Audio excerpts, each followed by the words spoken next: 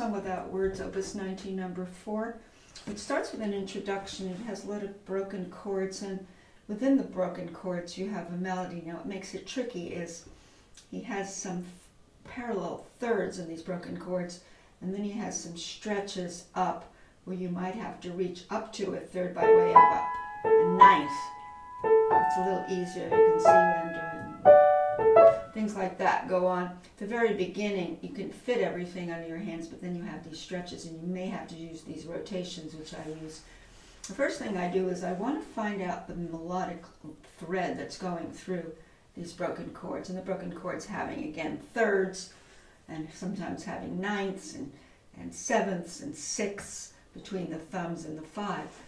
So the first thing I want to do is get right to the core of the melody and how I'm going to shape it. Now when you do pick out the melodic line without the bundling of these broken chords, you're not going to be able to get the exact legato you'll get later. But nonetheless, you're planting in the fingering, which is important. So you start with the A, with the A major, and then it rolls into A, B, C sharp. You have steps, C sharp, D, E, but you can't do consecutive fingers here the way it's written. And now you have 3, 4, 5 with a crescendo to this. That's going to be the peak of that phrase. And this is going to be threaded in legato later, but falling down. And you go here, fall.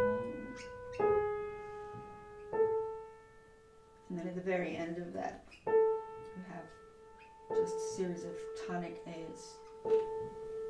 The thing I do next is, now I do know that my peak was that B, that's the appoggiatura.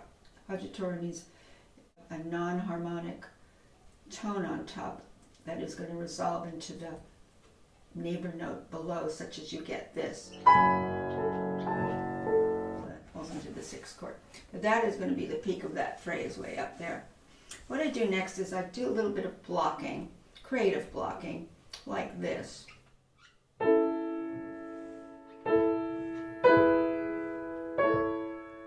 just going right for the melodic thread. Now this I'll just roll over. Can't really block that, but this I can block. The second block, falling down. And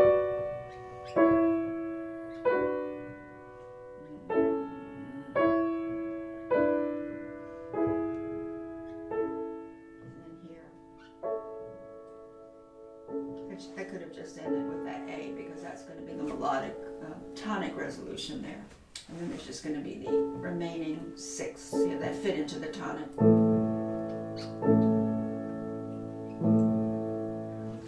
Me kind of prepped for when I actually play what's written, is I kind of now know which melodic notes I'm going to, and I'm also feeling in the blocks how I'm spreading out my hands, and I feel the distances, the groupings of the notes, as well as the distances that I'm dealing with here.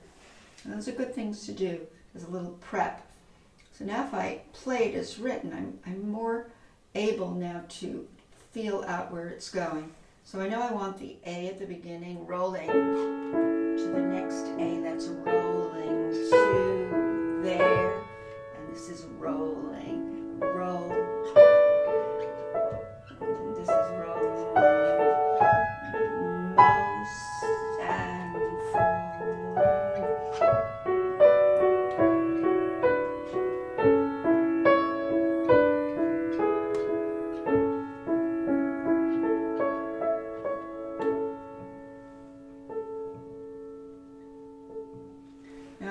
what is also challenging here, I would say, is the spacing. Because it's easy for these 16ths, they're all 16ths, to start crowding in on each other and not have that beautiful spacing of these notes, especially when you get to the peak, that you don't want to crowd in that peak, so not hear so many common tones. More like this, that's better.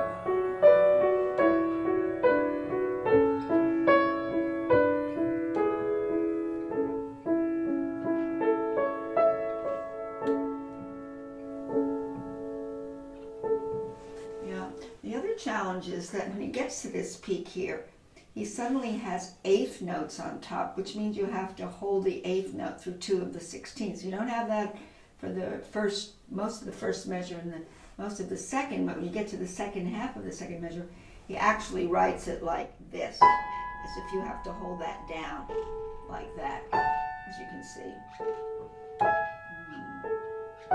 So that's a little bit more challenging. Even if a pedal holds it, it's best to try to get that.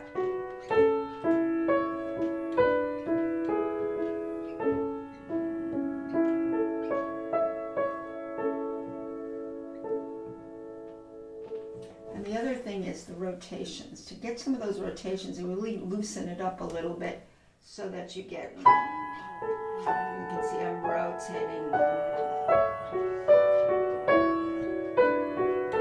Especially here. Rotation here as well. I'd say this whole piece, the most challenging part for me is these first 2 lines and the last 2 lines, which is a repeat of the first 2 lines, because the rest is sort of like a chorale with a lot of homophony where the hands are moving chordally together with a melody on top.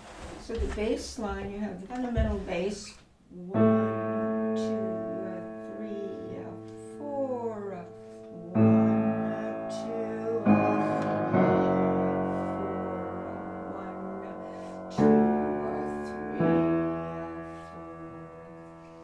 4. Basically, the harmony is going to be the tonic here, and then it's going to go to the 6th chord, and then it's going to go to the 2/6, and the 1, 6, 4, 5, 7.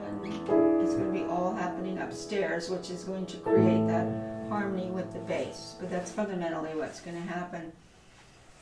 So that very beginning, you have to be really careful that you're rolling through it and you have your melodic thread and you don't have too many pokey common tones. And usually those come with the thumbs.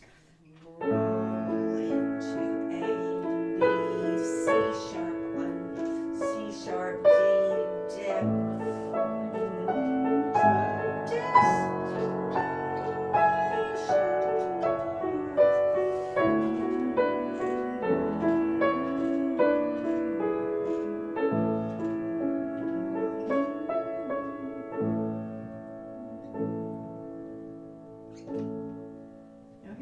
chorale, and you want to balance toward the soprano. It's all behind tempo. It's so beautiful, that change.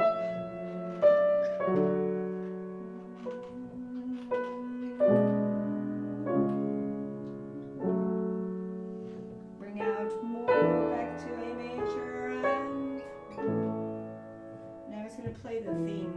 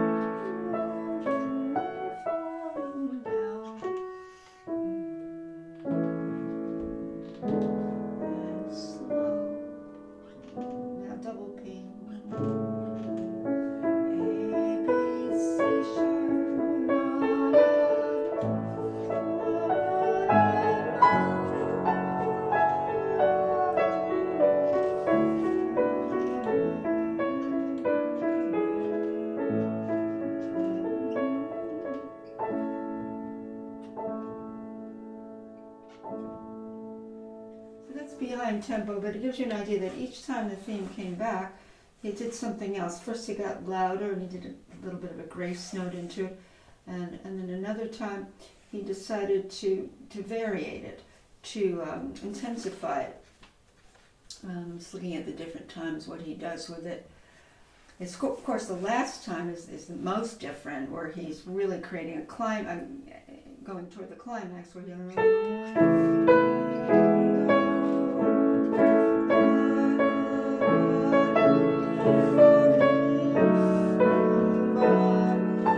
and that's where he's really building it up.